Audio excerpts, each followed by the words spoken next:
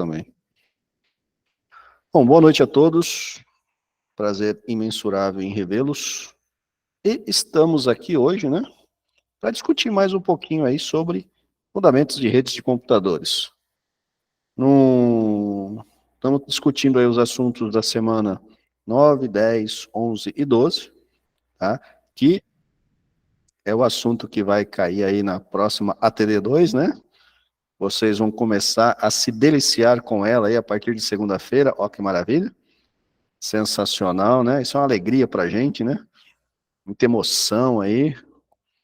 E então, focando um pouco, né, nessa parte que vocês estão vendo, né, são 4 assuntos bem interessantes que vocês estão vendo ali. Primeiro, parte do endereçamento IP, né, que é uma das formas aí da gente estar definindo, né, o endereço da máquina. É claro que a gente não utiliza somente o endereço IP, mas a gente também utiliza o endereço MAC para poder fazer isso. Um outro ponto está relacionado ao quê? Ao protocolo IP e ao protocolo UDP, né, que faz toda essa... tem a função, na verdade, de fazer o transporte dos pacotes da origem até o destino. Então, são assuntos aí bem relacionados e, obviamente, de uma importância imensurável, né, dentro do funcionamento de uma rede. Por quê? Porque são esses dois protocolos, o protocolo IP, né, e o protocolo UDP, que são responsáveis por garantir, não na sua totalidade, mas que os pacotes sejam transportados da origem para o destino. Um exemplo que nós temos aqui agora, né? Eu estou aqui, eu sou a origem, estou conversando com vocês, estou transmitindo um áudio, um vídeo, né, para vocês que, no caso, são o destino. Então, a informação, né, onde eu estou aqui, está gerando os pacotes, conduzindo esses pacotes até a camada de transporte, através, obviamente, de um dos protocolos, e direcionando todos esses pacotes até o destino de vocês. Então, nesse caso, hoje, eu, a origem, vocês, o destino. Tá? Então, está sendo feita essa transmissão. Claro que, para que essa transmissão ocorra numa origem para o destino, a camada de redes ela tem que conhecer o endereço da origem e também o endereço do destino. Para isso, é que entra dentro dessa topologia de rede os endereços IPs. Tá? Hoje, a gente tem basicamente 2 tipos de endereços IPs. O endereço IPv4, que já está em desuso, e o IPv6, que é algo aí dos últimos 10 anos, que veio substituir o IPv4. Tá? Por que que teve essa substituição do IPv4? O IPv4 não funcionava, não era interessante e tudo mais? Na verdade, ele funciona até hoje. A questão é a seguinte, não existia mais endereços IP, né, IPs do tipo IPv4 para atender a demanda de estações que nós temos hoje dentro de uma rede. E quando eu falo dentro de uma rede, nós estamos falando dentro da rede global, né, que é a nossa WLAN, que é uma rede mundial, ou seja, traduzindo aí a nossa internet. Né, toda essa comunicação, não existe modalidades suficientes de endereço para poder estar atingindo e estar, obviamente, endereçando todas as máquinas. Aliado ao endereço IP, a gente também tem o quê? O endereço MAC. O endereço MAC, não confundam com o protocolo MAC, tá? O endereço MAC é o endereço físico da placa de rede. Tá? Então, toda placa de rede, todo dispositivo de conexão, ele tem um endereço MAC. E esse endereço é único. Tá? Não existe duplicação, não existe reaproveitamento desse endereço. Se vocês pegarem o próprio dispositivo de vocês, mobile ou celular, ele tem um endereço MAC. Se ele tem uma placa Wi-Fi, ele tem um endereço MAC. Tá? Esse endereço MAC ele é gravado pelo fabricante do dispositivo.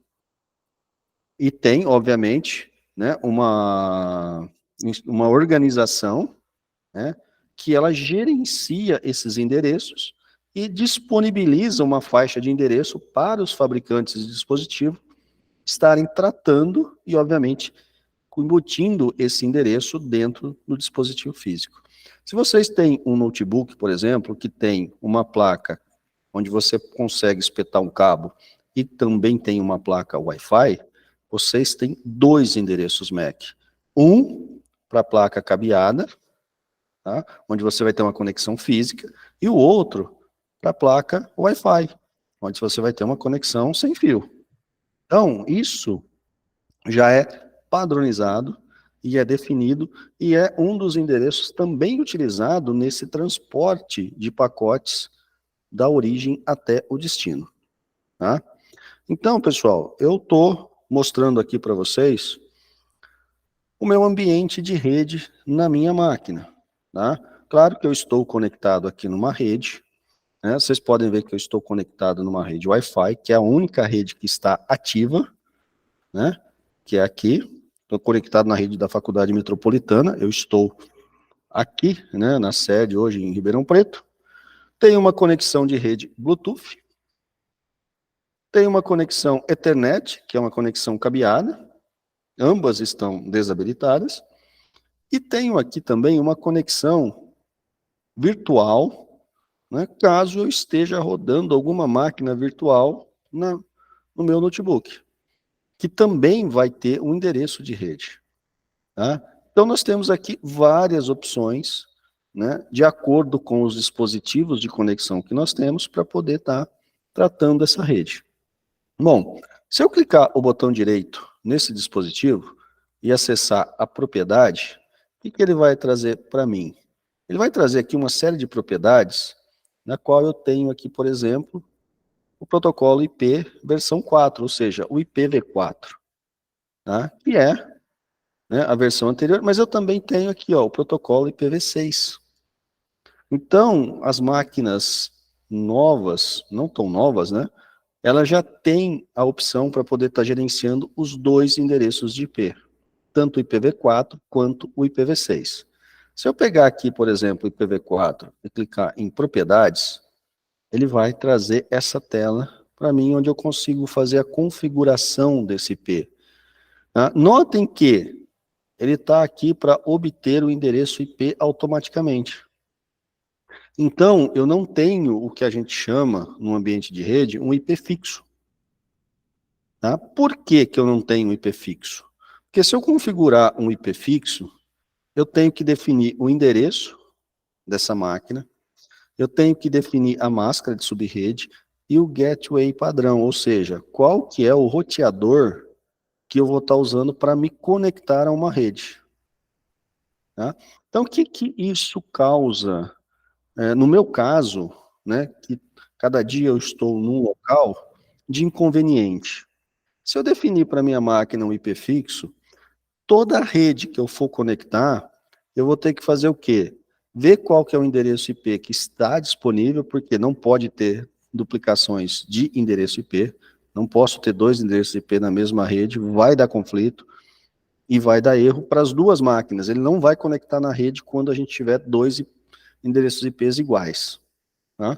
Eu vou ter que estar verificando a máscara de subrede e vou ter que estar verificando principalmente o gateway dessa rede, ou seja, qual que é o IP do roteador que está fornecendo o serviço de rede. Tá? Pode ser, obviamente, o roteador mais próximo, vai depender de uma série de fatores de como essa rede está organizada. Tá? Então, o que que acontece? É mais prudente, né, quando a gente vive nesse momento de cada local, a gente conecta numa rede, manter esse endereço IP de forma automática. Por quê? Porque os protocolos de rede vão identificar a rede, vão já definir qual que é e buscar qual que é o gateway padrão, qual a máscara de subrede, e a partir daí ele vai retornar o quê? O endereço IP disponível para que essa máquina se conecte à rede. Tá? Então a gente vai tratando, né, essas informações dessa forma. Quando a gente tem uma rede local, tá, e nós queremos, obviamente, uma segurança para essa rede, a gente define toda essa configuração de IP padrão. Então, o que vai acontecer? Eu posso pegar aqui e marcar para minha máquina que eu vou estar usando, por exemplo, 192.168.0, por exemplo, 15. Opa, peraí que não ficou no lugar correto aqui. Posso usar aqui, por exemplo, o 15. Automaticamente, ele já preenche, né, a máscara dessa subrede. 255, 255, 255, 0. Né? O que está acontecendo aqui? Da forma com que ele colocou aqui para mim, eu posso ter 255 variações, né? 255 variações acima, abaixo e todo esse gerenciamento. Vou até mudar aqui para 1, para ficar mais interessante. Quando eu defino esse tipo de IP para uma máquina, automaticamente eu tenho que usar o quê? Um gateway também vai ter que ser 192.168.1, e aqui ele vai ter que ter alguma coisa. Digamos que seja 2. Por quê? Porque é esse gateway aqui que vai fornecer a conexão da minha máquina na rede. Se aqui estiver fora, se esse padrão também estiver fora, eu não vou conseguir conectar a essa rede. Tá? Então, quando a gente pensa numa parte de endereçamento IP, a gente tem que criar todo um projeto de rede. Por quê? Porque nós temos que definir para cada rede, para cada subrede, né, uma configuração específica. Para deixar isso daqui mais interessante, né, eu poderia ter aqui, ó, 192.168.1.0. Eu vou até fazer uma mudança aqui, ó. Eu vou trocar aqui para 10 no gateway. Por quê? Eu estou pegando o gateway 192.168.10.2, que é o roteador que vai me direcionar essa rede. Criei uma máscara de subrede, ou seja, criei uma subrede 192.168.1.0. Então, notem aqui que eu tenho a minha rede principal, ela é 192.168.10. Criei nessa rede uma subrede 192.168.1. Consequentemente, se essa máquina que eu estou configurando aqui, ela está nessa subrede 192.168.1, eu tenho que ter o IP dela 192.168.1 alguma coisa. Tá? Aqui pode variar de 1 até 255. Ou seja, eu posso ter até 255 máquinas nessa subrede. Tá? Então, essa é uma forma da gente estar fazendo o endereçamento, obviamente, de uma máquina dentro de uma rede, aonde nós estamos definindo um IP fixo para ela. Se eu salvar essa configuração aqui, vai acontecer duas coisas. A conexão vai cair. Tá? Por quê? Porque essa rede não existe, não é uma configuração válida, eu criei aqui agora. Esse gateway não é o gateway dessa rede. Tá? Eu teria que pesquisar qual que é o gateway dessa rede. Para isso, eu ia lá, digitava ipconfig, pegaria todos os dados e configuraria essa máquina para a rede no momento ou seja, a rede que eu estou conectado agora. Salvando isso daqui, beleza, aqui funcionou perfeito, maravilha. Pego o Note, vou por uma outra sala, vou para um outro prédio, onde tem uma outra máscara de rede. Ela não vai configurar, ela não vai acessar. Eu não vou conseguir colocar essa máquina na rede, principalmente porque ele não vai encontrar o gateway. Tá? Esse é o principal ponto. Então, a gente tem que tomar alguns cuidados com isso. Quando a gente faz um projeto de rede, ou quando a gente vai trabalhar com essa parte de IP fixo, a gente tem que ter claramente, bem definido, como que vai funcionar cada uma das sub-redes que a gente está colocando. Tá? Nós vimos lá no começo do curso os tipos de rede. Eu posso ter uma LLAN, ou seja, uma rede local, que é o que a gente tem em casa, né? Tem lá o roteador e conectamos lá um ou dois computadores, os dispositivos mobiles e tudo mais.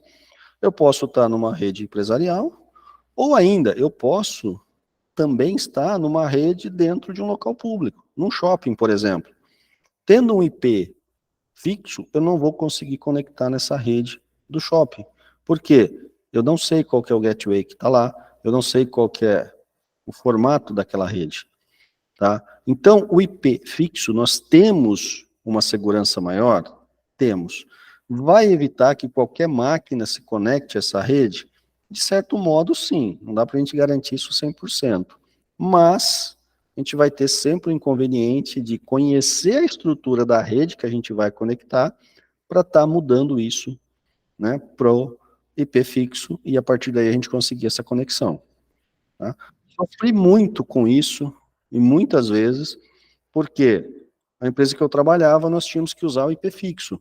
E quando a gente saía de lá, você tinha que, a primeira coisa, fazer, né, ou seja, tirar o IP fixo, tornar essa máquina um IP dinâmico, para que ela pudesse fazer o reconhecimento da rede, e a partir daí a gente ter acesso, né, à internet, a e-mails, enfim, a qualquer outro recurso. Então temos que tomar um certo cuidado com isso, e era um transtorno, né? Principalmente lá atrás, onde a configuração não era tão fácil e tão simples como é hoje. Tá? O acesso hoje é muito melhor, é muito mais rápido, é muito mais tranquilo, mesmo a gente trabalhando com IP padrão, né? Um IP automático, do que a gente trabalhar com IP fixo. Então, pessoal, bem simples aqui essa parte de configuração, né? Vocês vão ter mais alguns detalhes aí sobre máscara de rede e tudo mais, mas isso seria o básico aí para vocês estarem entendendo, né, toda essa parte. Quando a gente sai, né, desse endereço IP, eu vou até cancelar aqui e vou mostrar para vocês um pouquinho do IPv6, tá? Só por motivo aí de curiosidade. Ele é um pouquinho diferente, né? O nosso endereço IPv6 ele é muito maior, ele pode chegar a 64 bits. Tá? O gateway, obviamente, também vai ter que estar no formato IPv6. Tá? Vamos ter aqui um endereço, vamos ter um comprimento, né, do prefixo, no caso da subrede, vamos ter o gateway. Então, uma das coisas que vem para facilitar o uso a utilização do IPv6 é a abrangência maior que nós temos, já que agora, pelo IPv6, não vai ter uma redundância ou uma falta de endereços IPs. Né? Porque se você tentar conectar numa rede também que ela está sobrecarregada já com todos os endereços ocupados, você não vai conseguir conectar, a não ser que alguma máquina seja desligada. Tá? Só que o processo, né, a estrutura, né, a configuração desse IPv6, ela é mais complexa por questões de tamanho. Tá? Então, o pessoal usa, mas aí já tem que ter um projeto mais avançado para estar discutindo como que vai ser feito esse IPv6. Tá? Notem aqui que a gente consegue colocar, né, um conjunto de letras e caracteres aí para simbolizar todo esse IPv6, ok? E a gente, numa rede local hoje, a gente acaba utilizando muito mais o IPv4 por, vamos dizer assim, por comodismo. É muito mais fácil do que a gente estar configurando aí todo o IPv6. E é claro, se vocês olharem isso aí na máquina de vocês, olharem no dispositivo mobile de vocês, vocês vão ver que ele está tudo com IP automático para se conectar à rede de forma mais tranquila, de forma mais rápida. Ok? Bom, pessoal, aliado a essa parte do endereçamento, tá, eu vou pegar aqui também, deixa eu só pegar o dispositivo.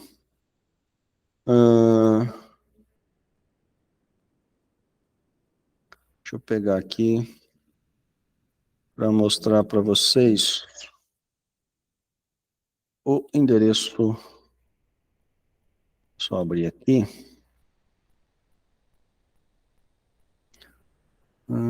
Cadê? Tem um pequeno detalhezinho aqui. Propriedades.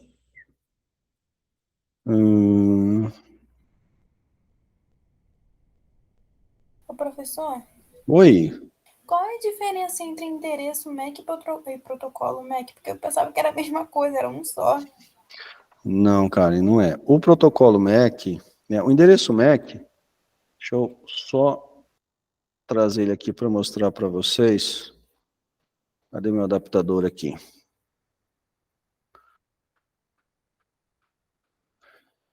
O protocolo MAC ele é um protocolo utilizado na comunicação e no gerenciamento dessa comunicação. Tá? Apesar de ter o mesmo nome, são finalidades e funcionalidades diferentes. Tá? O endereço MAC é como se fosse um endereço IP, só que o endereço IP a gente assume ele para a máquina como um todo, né? Para o desktop ou para o notebook. Já para o endereço, já para o hardware, né? Para a parte física, né? Nós temos o quê? Nós temos o endereço dela, que é um conjunto de letras e caracteres também. Tá? Então, pensa assim, endereço MAC mais utilizado, né, desculpa, o protocolo MAC utilizado para gerar os pacotes, transferência dos pacotes, comunicação entre, né, a origem e o destino. Também gerenciamento de segurança, dentre outras, né, que a gente consegue estar analisando aí. Já o endereço MAC, né, ele já é um endereço fixo, universal, que vai ser utilizado quando a gente fizer uma conexão remota, né, entre uma máquina, por exemplo, que está aqui, e a máquina de vocês.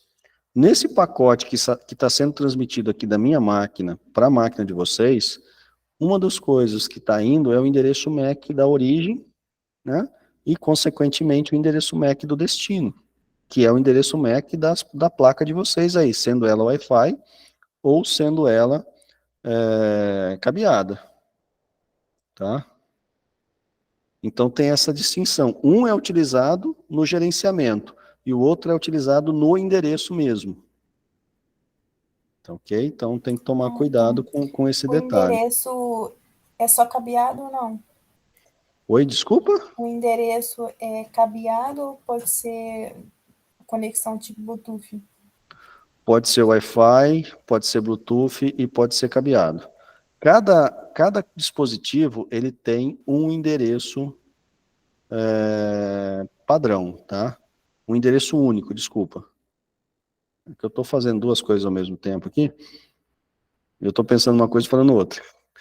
Mas o que você tem? Você tem, por exemplo, para minha placa, deixa eu só abrir aqui que eu tenho que pegar o dispositivo. Então, era para mim clicar aqui, ele já trazer o endereço MAC dessa placa. Por exemplo, vocês podem ver aqui que eu tenho dois dispositivos, ó, o Ethernet, que seria a rede cabeada, que está desativada, né, e o endereço aqui, ó. Se vocês olharem aqui, vocês vão ver que eu tenho aqui o endereço MAC 1C 39 47 54 75 e 6. Esse é o endereço MAC da minha placa de rede cabeada. Tá? Se eu pegar aqui da minha placa Wi-Fi, ele já vai retornar um outro endereço, ó, 4C 34 88 38 42 8F. Tá? Então, como eu estou utilizando aqui a rede Wi-Fi, o pacote que está saindo, ele está saindo com essa referência de endereço MAC para saber, caso necessário for, o retorno da origem, retornar o pacote à origem, tá? Então, isso, tem alguns aplicativos que ele consegue alterar esse endereço MAC, na verdade alterar não, ele dá uma maquiada nesse endereço MAC. Seria tipo aquela máquina virtual, por exemplo? Máquina virtual consegue fazer essa questão? Você criar uma máquina virtual, ele gera um endereço MAC virtual e aí ele consegue simular. Isso Sim. Sim, Fabiano, ele gera dessa forma. Só que a gente não pode esquecer o seguinte, tá? Quando a gente tem uma máquina virtual, o que acontece? Ele tem uma série... deixa eu explicar de uma forma melhor aqui para vocês. Como o nome já diz, máquina virtual, tudo que está ali dentro dela é virtual. Então, por exemplo, eu tenho um processador, eu vou estar simulando um processador virtualmente, dentro da máquina virtual. Só que tudo que está acontecendo dentro dessa máquina virtual, se eu precisar de uma conexão de rede, ele vai passar pela placa de rede. Então, o que acontece? O software, no caso aqui do VirtualBox, ele faz uma ponte para conectar com a rede. Só que a hora que o pacote sai, ele sai o endereço MAC da placa física. Tá? Então, por exemplo, se eu abrir uma máquina virtual aqui agora e fazer a comunicação, o VirtualBox, ele entende, o MAC da placa virtual de rede é tal. Por exemplo, X. O MAC da placa física é Y. Então, ele faz essa ponte. Só que a hora que o pacote sai, ele sai com o endereço Y, que é da placa física. Voltou para o endereço Y. Só que a hora que ele volta para o endereço Y, automaticamente a máquina virtual, o aplicativo do VirtualBox, entende que aquele pacote não é para o Y, ele é para o Z. E aí ele transfere esse pacote para o dispositivo virtualizado na VirtualBox. Então ele tem essa ponte, ele tem esse tradutor. Por isso que a gente tem um desempenho inferior quando a gente trabalha com um ambiente virtualizado. Por quê? Porque ele está emulando tudo e está fazendo toda essa tradução e, obviamente, quem está sendo responsável por executar tudo isso é o processador físico. É a memória física, ele simplesmente está gerenciando essa ponte. Tá? Então, o VirtualBox ele não vai ter um endereço MAC fixo ou único. Ele vai emular isso e vai estar fazendo essa ponte quando a informação sai ou chega. Ok? E no caso, se essa minha placa de Wi-Fi aqui ela queimar ou eu descartar ela, esse endereço que vocês viram aqui foi descartado. Nenhuma outra placa física vai estar utilizando ele. Tá? Ele é sempre único e não vai ser utilizado nunca mais. A não ser que cria-se ali um decreto que, todos os dispositivos de conexão de rede hoje vão ser descontinuados e a gente vai começar do zero. Tá? Só que aí todo mundo vai ter que trocar todos os seus dispositivos, para a partir daí eles começarem do zero, porque senão vai acontecer o quê? Ser gerados 2 endereços MACs iguais e vai dar conflito porque o pacote vai ser entregue em lugar diferente. Tá? Então a gente tem que tomar muito cuidado com isso. Ok? Bom, pessoal, saindo um pouco dessa parte do endereçamento MAC, o endereçamento IP e também, né, do endereçamento MAC, que a gente acabou de ver agora, a gente entra em 2 pontos, em 2 protocolos cruciais para o desenvolvimento e, obviamente, para a comunicação entre computadores dentro de uma rede, que são os protocolos IP e os protocolos UDP. Tá?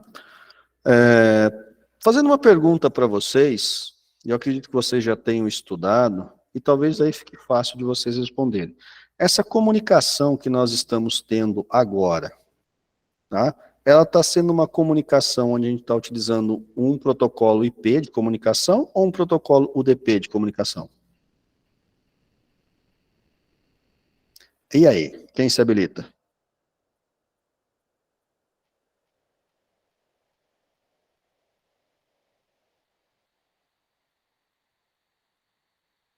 Vamos lá, pessoal. Tô tentando lembrar, calma aí. Essa tinha que ser assim, ó.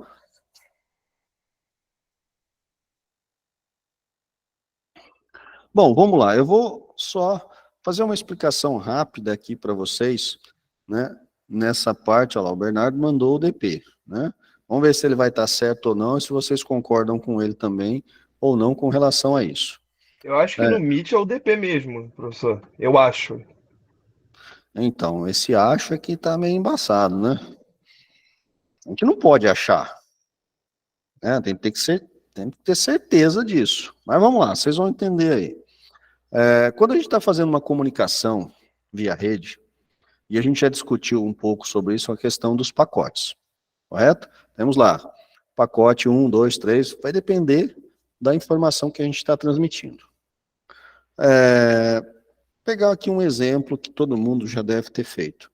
Acessou um site lá, viu um arquivo legal, interessante, você fez o download desse arquivo. Esse arquivo, ele está lá num servidor. A comunicação desse servidor, tá, com a máquina de vocês, está usando o quê? A camada de transporte, ele está gerando os pacotes, está encaminhando esses pacotes para o endereço da máquina de vocês, um por um, seguindo, obviamente, aí uma rota que foi definida, até que todos os pacotes cheguem até a sua máquina.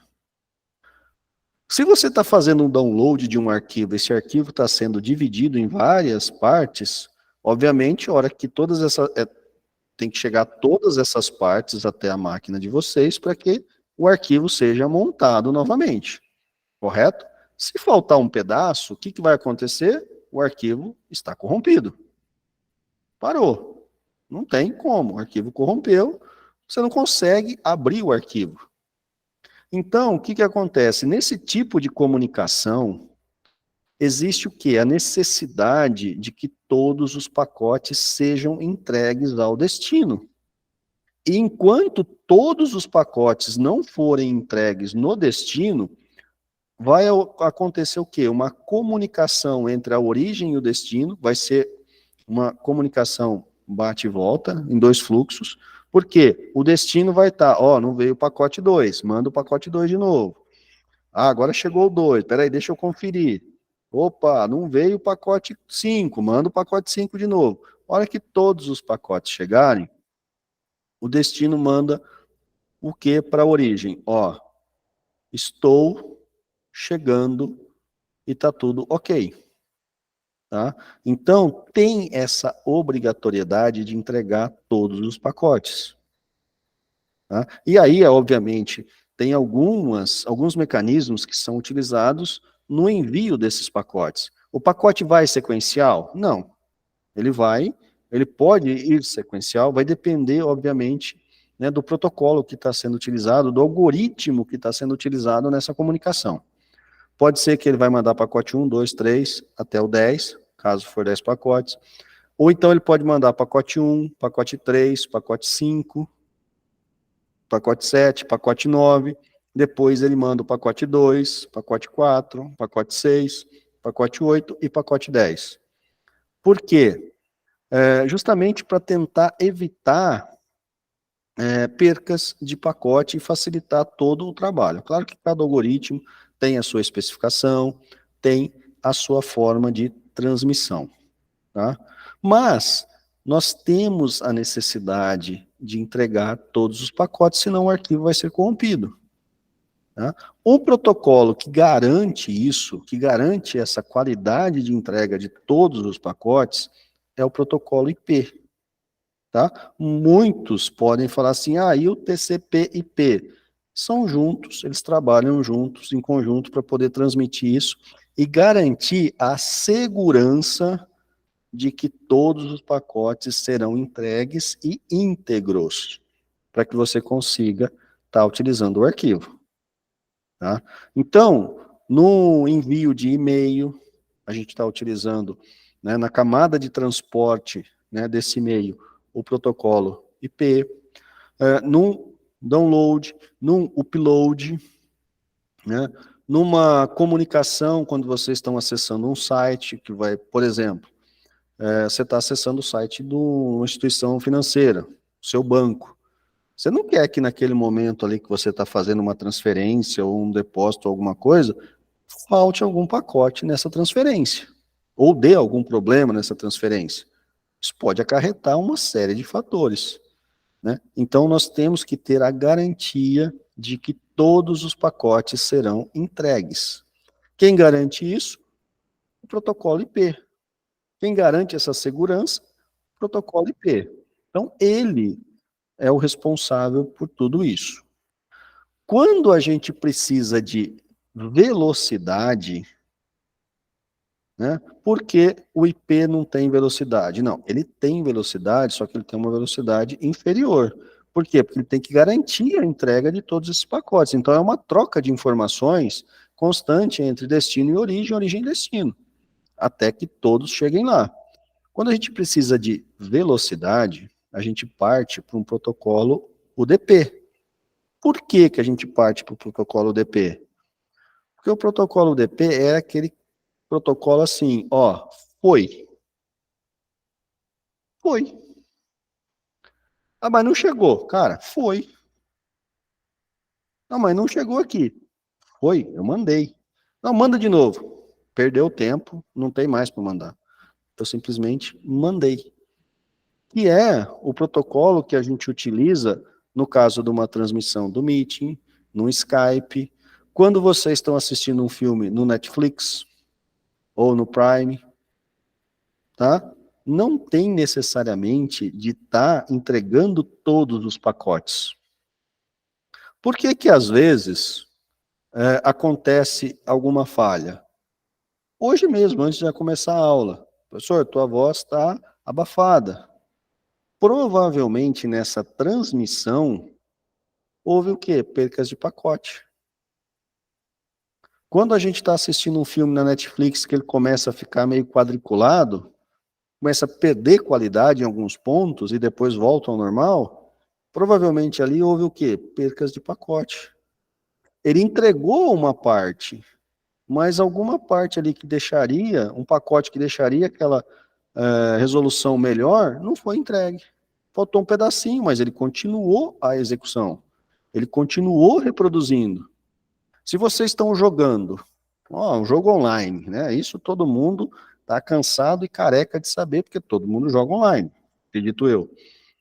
Você prefere que o gráfico seja perfeito, que tudo seja maravilhoso, ou você quer velocidade nos movimentos do jogo, dos personagens? Imagine você lá, na mira, esperando ter a resolução perfeita, aí você atira para matar o adversário, vamos dizer assim. Só que, o que acontece? Enquanto não chegar toda a informação, o seu tiro não sai. Aí ele carregou toda a interface e ele dispara seu tiro. Nesse tempo de carregar, o inimigo te abateu. Tá? Então, vai depender muito, né, do que a gente precisa. Quando a gente está numa comunicação como essa agora, que a gente está transmitindo áudio e vídeo em tempo real, nós partimos aonde? Para o protocolo DP. Quando vocês estão jogando, está em tempo real, é o protocolo DP. Quando vocês estão assistindo um filme, o YouTube é um protocolo DP. Ah, professor, mas às vezes o YouTube dá uma travadinha ali. Tá? Às vezes ele dá uma travadinha, por quê? Porque ele perdeu tantos pacotes ali que não tem mais nada para poder estar executando, ele chegou ao final. Então ele para ali, dá aquela travada, hora que começa a chegar os pacotes, ele dá continuidade. Só que você pode perder pedaços desse vídeo. Nessa transmissão que nós estamos aqui, pode ser que para vocês ali chegue faltando um pedacinho da minha voz, um pedacinho da minha imagem e tudo mais. Muitas vezes a gente nem percebe isso. Tá? Por quê? Porque é rápido, tem que ser rápido, tem que ser em tempo real essa comunicação. Então a gente precisa de velocidade para isso. Então, essa é basicamente a diferença entre um protocolo IP e um protocolo TCP. O protocolo IP garante a entrega de todos os pacotes. Claro que para garantir isso ele tem uma velocidade menor. O protocolo DP, ele manda, ó, tá indo. Os pacotes estão indo, e chegou, ele não está nem aí se chegou ou não. Ele simplesmente está mandando, tá? Imagine aqui, a gente está tendo essa aula aqui agora, estamos usando o quê? O protocolo IP, para transmitir o meu áudio e a minha voz. Imagine o processamento que eu teria que ter aqui, na minha máquina, para poder estar gravando tudo isso que eu estou falando, tá? Guardando tudo isso que eu estou falando, para encaminhar para vocês. Tá? Para poder encaminhar, né, esse detalhe. Então, o que vai acontecer? Você vai perder ou vai ficar parado esperando chegar tudo isso para depois retomar a transmissão dos dados que estão saindo aqui da minha máquina. E nesse caso pode demorar 1, 2, 3 segundos e você vai ficar com esse delay, né, e não vai conseguir estar fazendo isso. Então, essa é a diferença. Protocolo TCP/IP, garantia, consequentemente uma velocidade menor. Protocolo DP foi garantia de entrega? Nenhuma, mas velocidade, tá? Então, tendo velocidade, você consegue estar utilizando, né, todos esses detalhes e, consequentemente, conseguindo assistir um filme sem paradas, essa comunicação que a gente está tendo aqui agora também, sem paradas, sem congelar e sem nada. Claro que pode acontecer? Pode. Vai depender da rota que os pacotes estão seguindo e do congestionamento que tiver essa rota, tá? Vocês viram em alguns detalhes aí que tem alguns algoritmos de rota que vão estar definindo isso, tá ok? Então, basicamente é isso, pessoal. Uma das coisas que a 3E estava estudando, tá?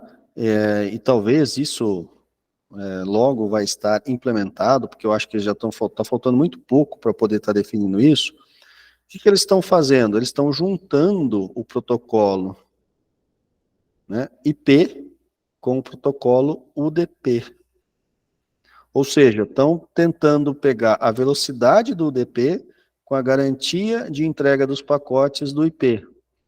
Eles estão formando A última vez que eu vi, o nome do protocolo era IUDP, alguma coisa assim. Aqui já está com uns 3, 4 anos que eu vi isso, e eles estavam ainda discutindo como ia ser nomeado o protocolo, mas tipo, IDP, não era IDP não, era IUDP, alguma coisa assim, que era a junção do protocolo IP com o protocolo UDP. Depois vocês dão uma pesquisada aí nesse ponto que vocês vão ter mais certeza sobre isso. Eu acabei não evoluindo nessa pesquisa, então não sei a que pé anda a junção desses dois protocolos. Mas íamos ter um terceiro protocolo, juntando os dois, ou seja, o de melhor entre o protocolo TCP e o protocolo UDP, para que a gente conseguisse aí ter o quê?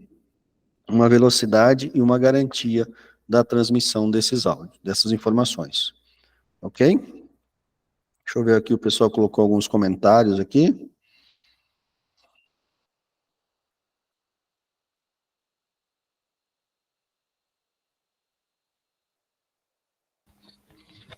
O pessoal está falando, é justamente isso, ele tem que ter essa comunicação origem-destino para ter a confirmação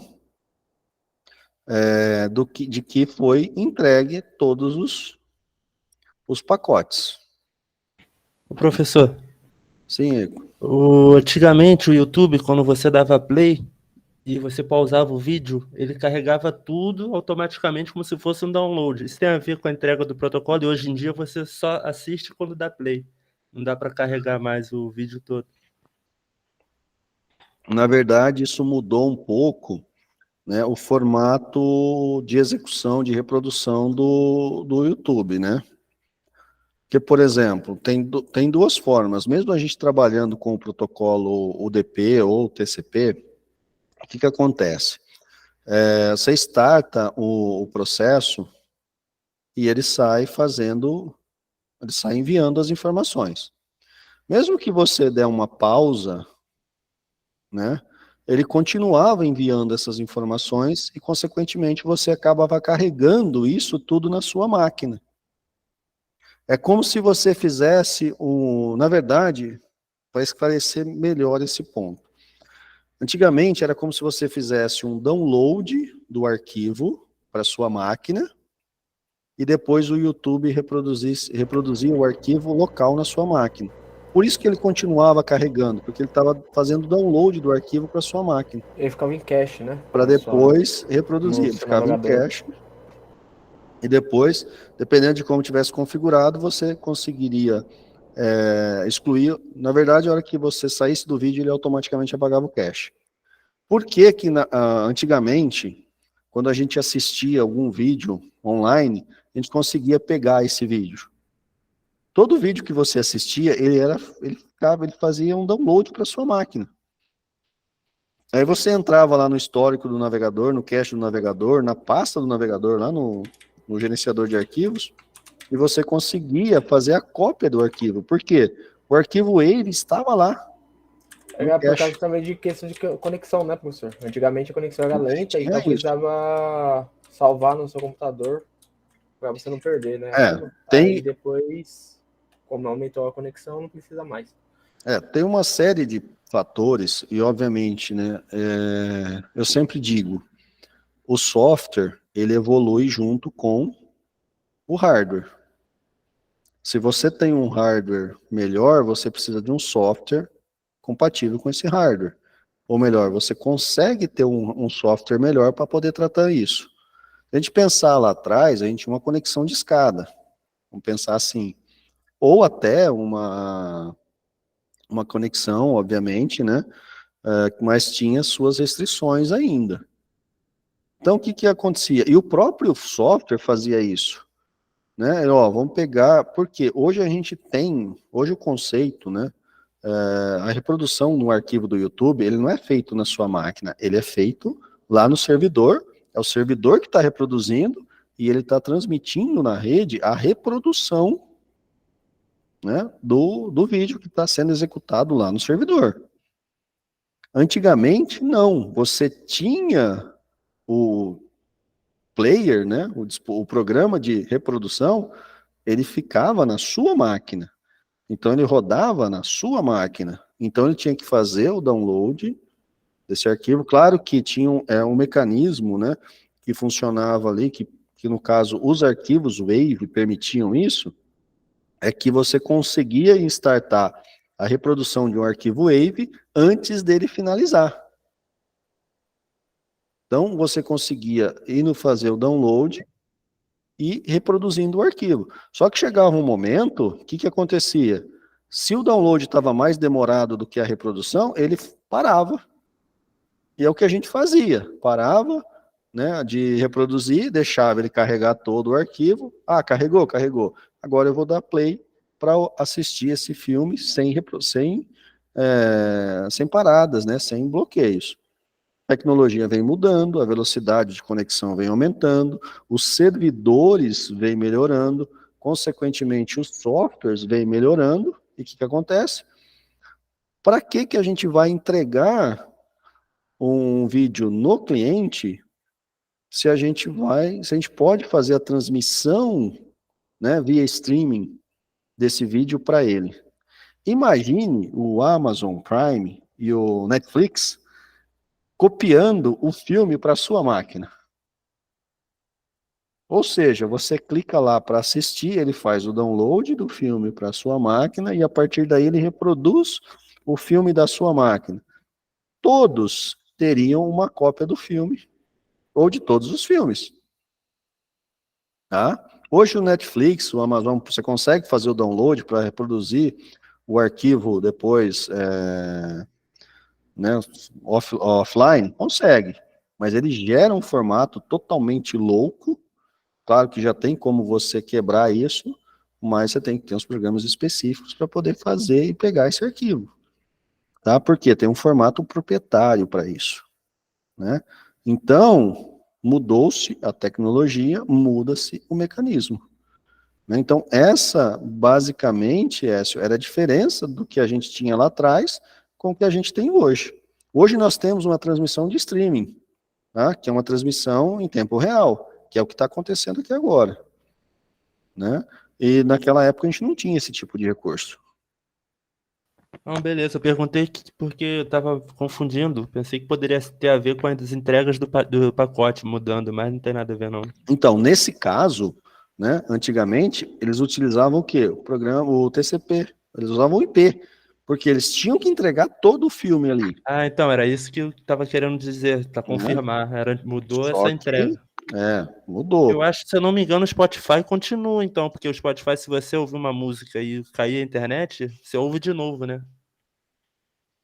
Na verdade, ele faz é como se ele fizesse um download dessa sua música para o seu dispositivo, né?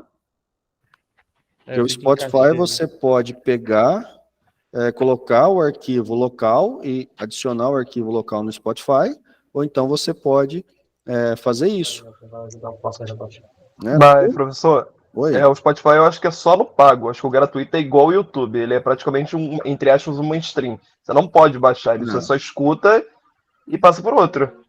é que o meu é pago. Ah, então. É que eu Sou falei, é só o aluno, pago que tem. É é só o porque pago eu que sou tem esse aluno. serviço. Não, mas o meu também é pago. Eu tô dizendo assim, você tem a opção de fazer download e Só você tem a burguês, opção só de ouvir. burguês. Só que quando você ouve e desliga a internet, aquela música que você ouviu sem baixar recente, ela fica no cachê também, eu acho. Mas já é padrão dele, porque quando você vincula uma música do Spotify, e você marcou lá para fazer o download, ele baixa essa música para o teu dispositivo. Ah, mas aí tu tem que botar pra fazer o download, mas eu tô dizendo Você que tem que nem todas, marcar. nem todas. E tem outras que você coloca lá que ele não consegue reproduzir quando você não está na internet. Quando você está sem conexão. Sim, Karen. O protocolo IP e o TCP, eles se completam? Eles trabalham juntos? Não. Ah, tá. Você escolhe, quando você vai fazer a transmissão, qual protocolo você vai usar. Tá? Então, por exemplo, o Meeting, quando ele foi desenvolvido para fazer essa comunicação, foi definido que ele ia utilizar o protocolo DP. Quando o WhatsApp, por exemplo, quando você encaminha, não, o WhatsApp ele usa o TCP, porque ele tem que comprovar a entrega total de todos os pacotes, independente de ser vídeo. Na verdade, o WhatsApp ele usa os dois, tá? Deixa eu só esclarecer um pouco melhor isso daí. Quando você está mandando uma mensagem, ou quando você grava um áudio e envia o áudio, ele utiliza o protocolo IP. Quando você faz uma chamada de vídeo ou uma chamada de voz, ele parte para o UDP, porque aí ele está fazendo um streaming de comunicação, que seria, no caso, ponto a ponto, entre você e a pessoa com quem você está ligando. Tá? Então, nesse caso, ele utiliza os dois. Tá? Mas, obviamente, não juntos. Ora um, ora o outro, dependendo do recurso que você está definindo. Tá bom, entendi. Ok? Pablo, você vai definir qual protocolo você vai utilizar no momento que você está desenvolvendo a aplicação. Tá? Você vai pegar lá na sintaxe da linguagem que você está desenvolvendo e você vai colocar, vai fazer o import, né? E vai da parte do código, onde você define se você quer utilizar lá o protocolo DP ou o protocolo IP. Tem algumas linguagens que é bem simples. Você simplesmente starta uma função e ele assume que a partir dali toda a comunicação origem-destino, destino-origem vai ser o DP. Ou se você startar a função IP, ele vai fazer, né, essa comunicação via usando o protocolo IP. Eu não tenho aqui agora, deve estar no meu backup, e só Deus sabe onde está esse backup agora, mas eu tinha uma aplicaçãozinha Java de um chatzinho, onde você, olhando o código Java, você tinha uma funçãozinha lá que você mudava o parâmetro. Eu quero fazer a comunicação via UDP. Não, eu quero fazer a comunicação via IP dessa conversa. E você pode também mandar uma mensagem via UDP. Vai chegar? Em condições normais, chegariam, mas ele não vai ter, obviamente, aquela obrigatoriedade de estar entregando aquela mensagem. tá? Ou um pacote ou outro pacote daquela mensagem. Claro que nesse caso, pessoal, como a ferramenta, né, que está do outro lado, ela vai estar exibindo isso, pode ser que a hora que ela fechar esse arquivo de mensagem, ele não consiga abrir para retornar a mensagem para o destino. Tá? Então, tem vários fatores aí relacionados a como você desenvolveu, ao tipo de protocolo que você utilizou, para poder estar tratando o recebimento e essa perca de pacotes. Tá? Claro que a gente faz aqui um apanhado geral. Se a gente fosse entrar em todas as minúcias, a gente ia ficar discutindo protocolo IP aí mais ou menos uns 2 meses. Né? Então, seria isso, você define no momento da aplicação qual o protocolo que você vai utilizar. Vocês podem procurar aí depois na internet, chat, usando o DP em Java. Ele vai trazer alguns exemplos de código aí para vocês, e vocês vão conseguir visualizar lá claramente como que é feita essa permutação entre o DP e IP dentro do código. Então fica aí uma curiosidade aí para vocês estarem matando depois. Se eu não me engano, o ChatGPT lá, que é a inteligência artificial, ela trabalha desse jeito, o DP, ela entrega e, tipo, vamos supor, pode cair a conexão entre lá e às vezes ela não tem obrigatoriedade de te mandar tudo. Foi. Foi e já era. Aí às vezes corta lá no meio do caminho lá e já era. Você recebeu, senão não. Então é isso, pessoal. Ó, foi. Né? Se vai chegar ou não vai, não sei. Vamos dizer assim, IP, serviço dos Correios. Quando você paga, vamos deixar claro aí, ó, coloquei lá o AR, aviso de recebimento. Protocolo IP. Você posta o pacote, hora que o pacote é entregue, é assinado que o pacote chegou em ordem e volta a mensagem de AR falando, ó, o pacote foi entregue ao destinatário. Correios sem AR. Eu mandei o pacote. Chegou? Não sei. Em condições normais costuma chegar. Mas pode acontecer do pacote se perder no meio do caminho. E aí? Perdeu o pacote. Ah, como é que eu faço para recuperar esse pacote? Não faz. Teve confirmação de recebimento, de envio? Não, não tive. Então, meu amigo, só Deus sabe onde está esse pacote agora. Tá? Passei. Aquelas compras da China, né? Aquelas compras da China. Compra da China. É tudo DP. Ó, nós mandamos. Quando vai chegar? Só Deus. E vai chegar? Reza bastante, que pode ser que chegue. Né? Então, é justamente aí. Um exemplo até engraçado, mas é um fato. Né? Se você manda uma mensagem pelo correio com AR, tem a confirmação de recebimento, ou seja, vai ser entregue. E se o pacote se perder, o destino pode solicitar aquele pacote de volta, porque tem essa confirmação. Quando você não manda com AR, o destino, ó, mandaram um pacote para mim. Ah, mandaram? Mandaram, mas não chegou. Ah, então, podemos fazer nada. Né? E às vezes você encaminha 2 pacotes para o mesmo destino, um pacote chega, o outro não chega. Tá? Se perdeu no meio do caminho? Se perdeu. E aí? Só Deus sabe aonde vai estar. E o interessante é o seguinte, você mandou mesmo? Mandei. Ah, mas aqui está confirmado que foi entregue. Não, mas quem recebeu? Não, foi entregue. Então é mais ou menos isso. O DP manda, foi. Se está chegando ou não está chegando, ele não está nem aí. Mas ele está mandando. Então, aí você tem esse processo bem mais rápido, bem mais dinâmico. Tá? E, pessoal, essa parte, né, da comunicação é onde fica o quê? A camada de transporte. Tá? A camada de transporte ela é responsável por direcionar esses pacotes. Tá? Então, ela envia os pacotes, ela tem a obrigatoriedade de traçar uma rota, Para isso tem os algoritmos para definir as melhores rotas, né? Tem algoritmo que fica analisando, né, todo o fluxo de informação nas rotas possíveis, né, dentre os hosters, para saber qual que está com maior velocidade, qual que está com menor latência, qual que está com menos congestionamento, para ele definir qual que é o melhor caminho. E aí vocês vão estar vendo vários protocolos, tá?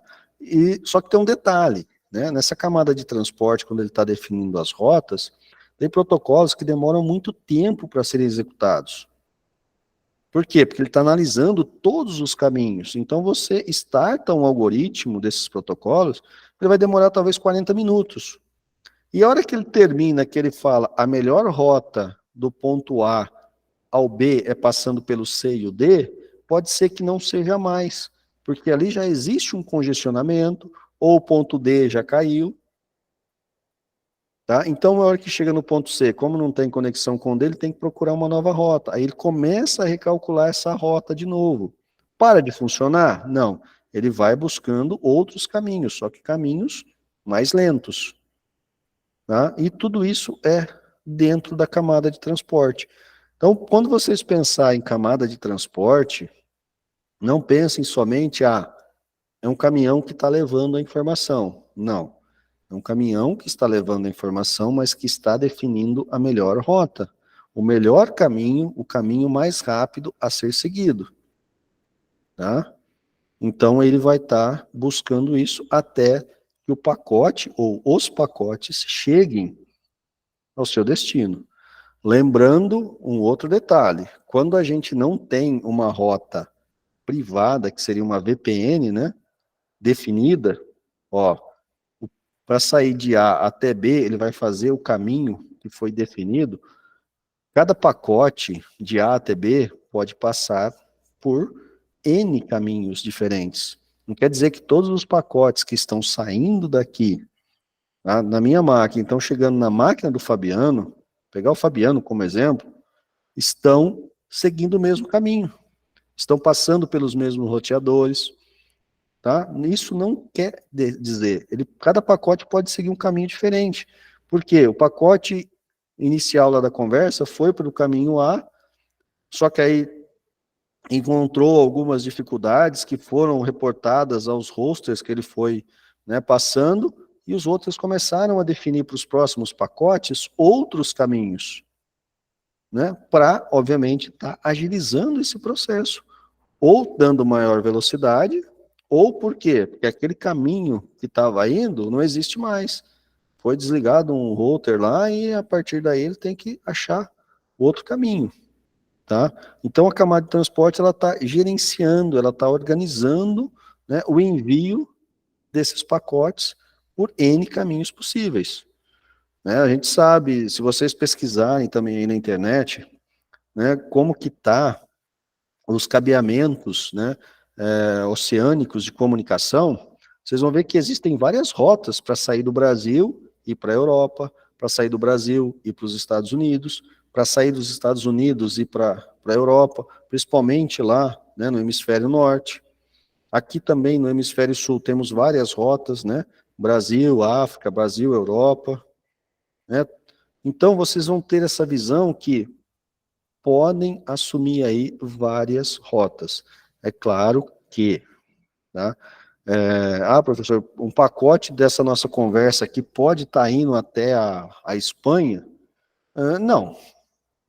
Se isso acontecer é porque a coisa está feia aqui no Brasil, com relação à comunicação, né?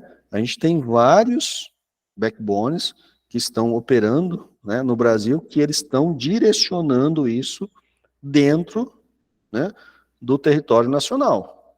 Então, a intenção é essa. Se a informação saiu com a origem dentro do mesmo hemisfério, do mesmo continente, do mesmo domínio, né, que eu quero dizer assim, do mesmo país, ele vai procurar manter as rotas próximas, tá? Justamente por questões, obviamente, de agilidade, né, e transferência desses dados. Ok? Deixa eu ver aqui, pessoal. Eu acho que eu acabei contemplando aí tudo, né? De uma maneira geral, obviamente, não deu para entrar em tantos detalhes, né, do que a gente está discutindo aí nessas semanas. Alguma dúvida, algum questionamento? Ou tá tranquilo, tá light?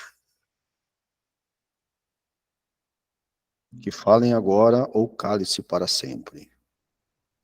Professor, uma dúvida então aqui sobre as provas, que como é o primeiro período nessa faculdade, aí eu vi lá que fechando 4 semanas tem sempre um resumo, né, de tudo que foi dado.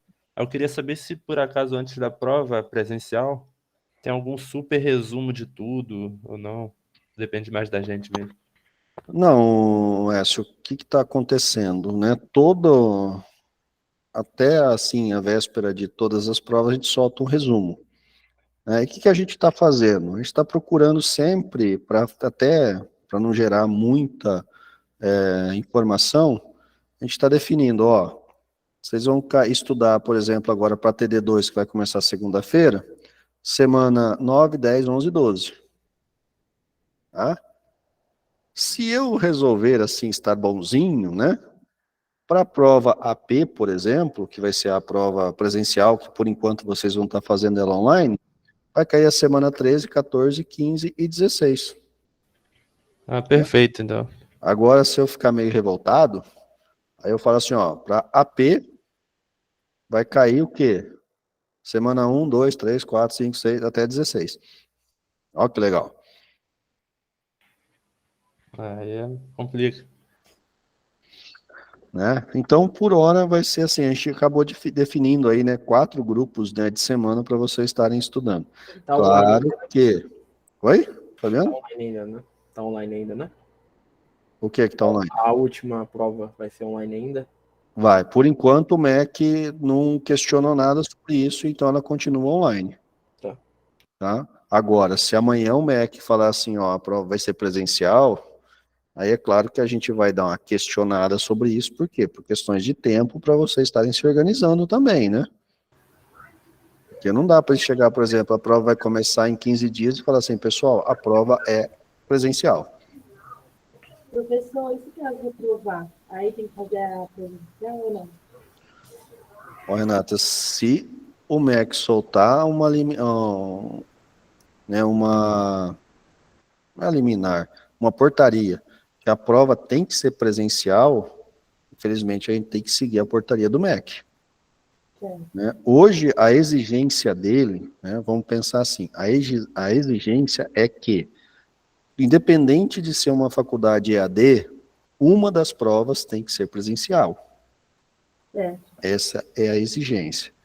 Por questões da pandemia, ele resolveu e soltou várias portarias ali, mantendo a prova online.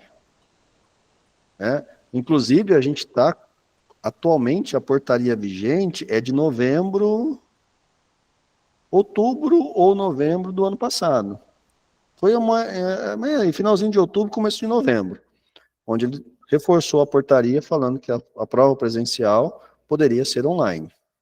Obviamente, todas as instituições mantiveram a prova presencial online. Por hora, essa portaria ainda está vigente. Né? E a gente espera que continue vigente também. Eu acredito que vai mudar logo logo, porque a pandemia já declarou que acabou, né? Sim. Mas estão fazendo, né, vamos dizer assim, e mantendo isso, né? Por enquanto não chegou nenhuma liminar, né, sobre isso. Eu também acredito que esse semestre continue online. Tá? Eu acredito porque a gente já está aí meados de maio, né? Pô, falta um mês aí, né? Ô, professor, mas eu pergunto, a ATD2 vai ser igual a ATD1? Mais ou menos? Aí depois vai ser na mesma sequência? Isso, a ATD2, pessoal, ela vai constar com 2 questões dissertativas, tá? E a AP, ela vai ser múltipla escolha, só que ao invés de 5 questões, serão 10. Tá? Então, ATD, mesmo formato, 2 questões, valendo 1,5 ponto. A AP, 10 questões, valendo 5,5 pontos. Então, essas duas vão ser online, né? Por enquanto, online. Por enquanto, online. Ó, aquela pegadinha sua lá, hein, professor?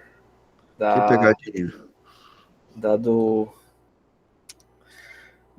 De pensamento computacional lá, que você perguntou qual era o próximo passo depois de, sei lá, fazer um negócio lá. Eu falei assim, todos estão aqui, tá certo. Quer fazer teste? Você tem que fazer teste na sua pergunta. Eu acho que eu sei qual que é. Eu acho que Aí é nessa daí.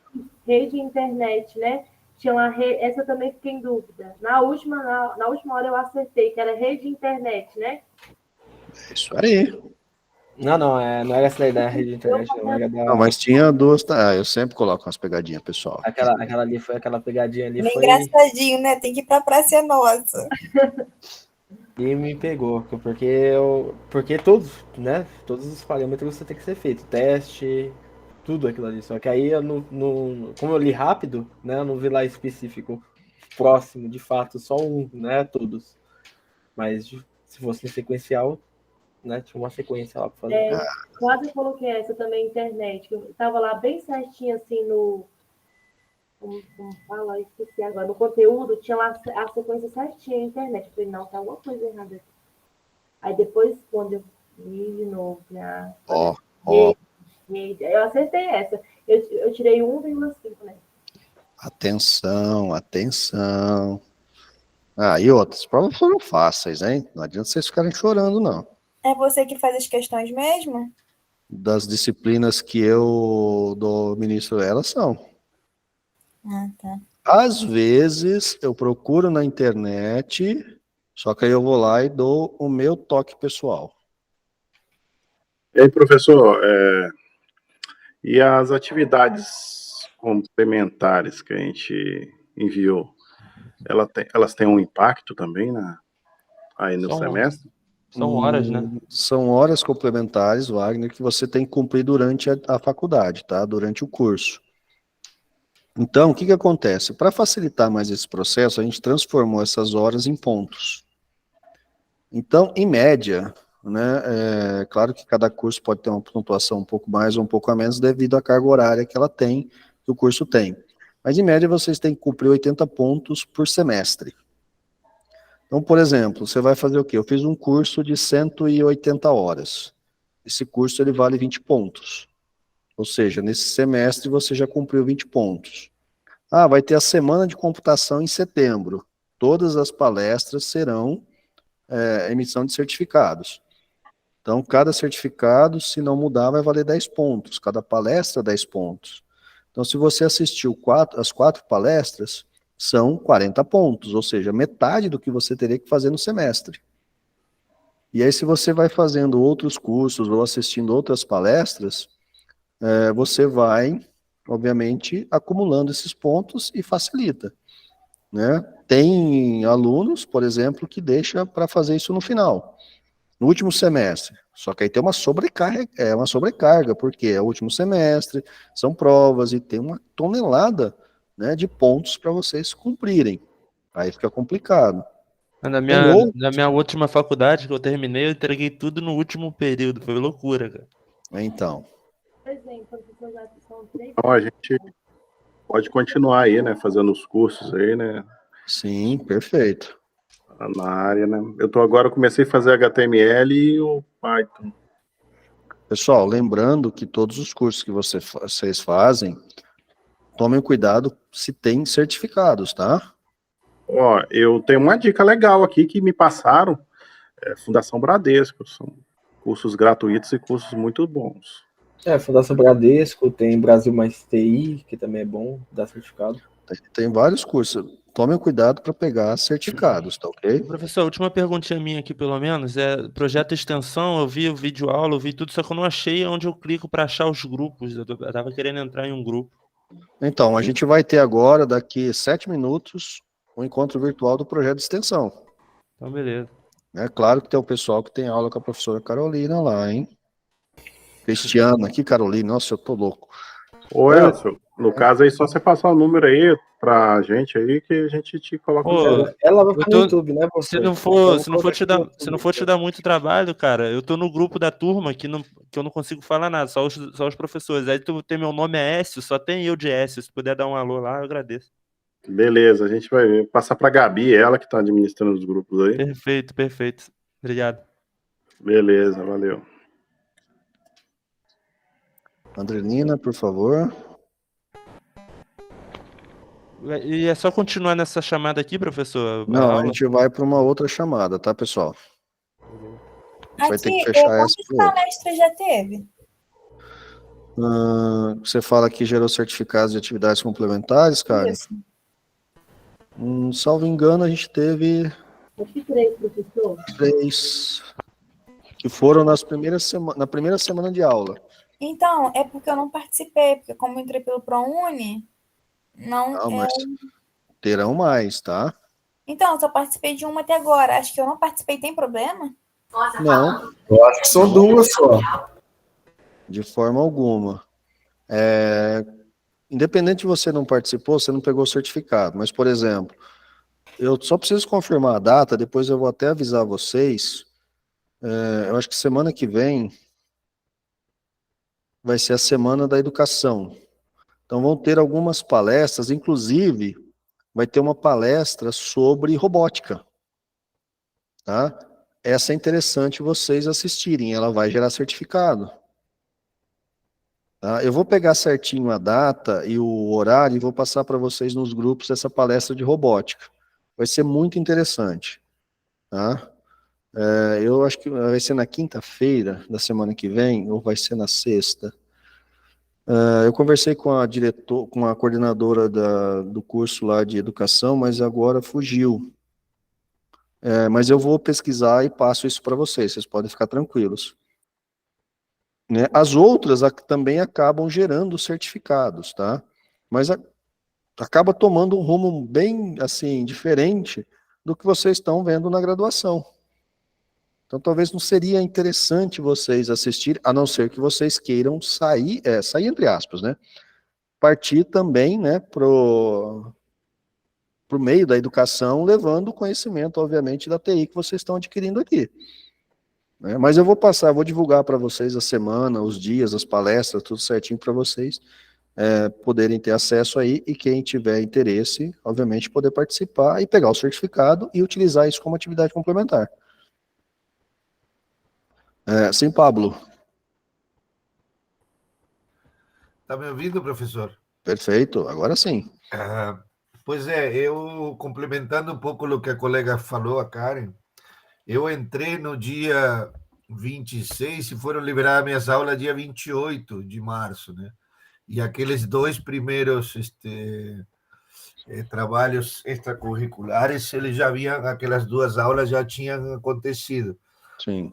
Como que elas têm um número pré-definido, ou seja, se você não fez aquelas 2, vai ter que buscar 2 em outra situação? Como funciona? Não entendo. Sim, você vai buscando, tá? Por exemplo, eu quero assistir só as palestras que a gente faz, às vezes você não consegue atingir o total.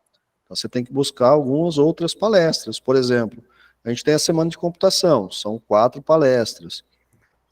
Tem alguns outros eventos que a gente também faz, o pessoal da administração, que vocês podem participar, que está relacionado a isso. Então, vocês vão pegando esses certificados. Mas, por exemplo, eu quero fazer um curso de Python, que gera certificado. Você pode fazer o curso de Python e utilizar como atividade complementar. Você trabalha na área. Você pode pegar um atestado na sua empresa, assinado pelo seu chefe, como que você trabalha na área, isso conta como horas complementares também. Certo, obrigado. Tá? Então, existe um arcabouço de ações que vocês podem tomar para obter essas horas complementares. Certo. Tá? Assim, não dá, por exemplo, para vocês chegarem para mim e falar assim, professor, eu assisti um filme e eu gostaria de contar isso como hora complementar. Para TI, isso não se encaixa. Tá? Uma série no Netflix. Tá certo. Você tem certificado que você assistiu essa série? Netflix te deu um certificado? A gente pode até pensar no caso, mas não vai dar certo. Ok, obrigado. Tá, joia? Beleza, pessoal. Só uma para finalizar, professor. Sim, o meu está em análise lá até agora. As atividades? Vai continuar mais um pouquinho, porque eu não dou conta, não. Tá, tem bastante coisa. É você que está analisando, é por causa que eu mandei lá, eu não sei se está certo a questão do... Que é de Só, trabalho, né? É de é isso. trabalho. Só esclarecendo, pessoal, essa questão com o Fabiano, eu não sei se está certo o que eu mandei. Vocês encaminhem, tá? Caso tenha alguma anormalidade, eu vou avisar vocês. O Fabiano, ó, o atestado aqui que você mandou da empresa não ficou legal. Você não mudou o título aqui, o curso que você faz. Mas eu te aviso, Fabiano, corrige isso, você corrige, posta de novo, eu valido. Tá? Então a gente vai ajustando todos esses detalhes.